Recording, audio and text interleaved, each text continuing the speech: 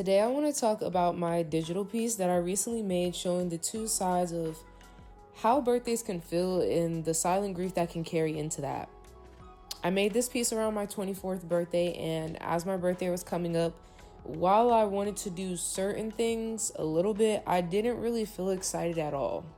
There was this heavy grief that I had because there were a lot of things that I had not overcome yet and we're still dealing with, and to me, it just felt like another year that I would have to battle these things. To me, it didn't really feel much like a celebration, but it felt like it was going to be another year that I would have to survive these things and endure it. And that's what inspired these two art pieces.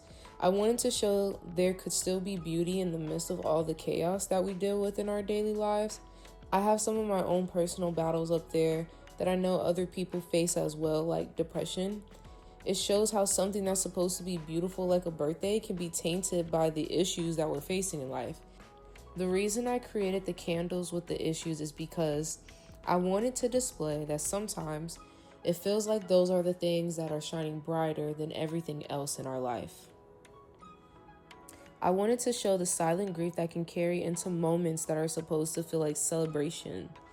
One thing I have learned through faith and through the Hebrew word lament is that when we're dealing with these emotions, you don't have to let your grief or your issues drown you or lead you into despair, but you also don't have to overcome them.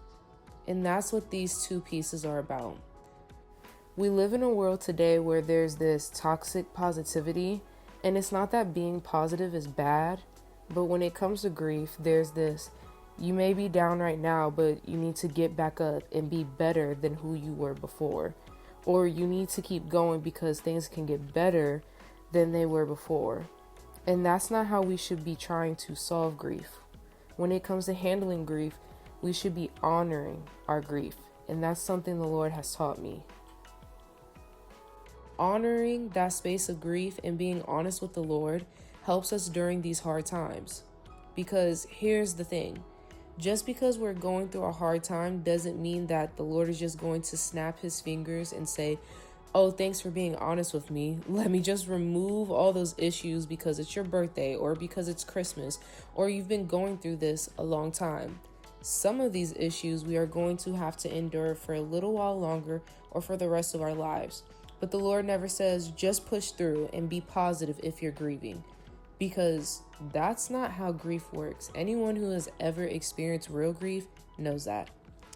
But even Jesus wept, and we have to honor that space. And that leads me to my closing. With being honest with the Lord, also be honest with those around you. For me, that was being honest with my husband that I didn't want to celebrate my birthday. And I told him straight up, I'm not going to do it. But by being honest with those who were around me and who loved me, my husband made sure that I did celebrate my birthday and was willing to let me do that in a small or big way. And by him encouraging me and helping me to move forward, he helped me that I actually did end up having a good time. And even though I was still grieving during my birthday. So that's all I have for today. I hope you guys see that, yes, some birthdays won't feel magical, and that's okay, but there can still be little moments in it that feel special. And I hope these two art pieces display that. And I don't have art prints of these pieces out yet, but if you would like to receive them when I drop them, go ahead and sign up for my newsletter family to be the first to know when I release them. Thank you guys so much for watching. Like and subscribe for more videos like this.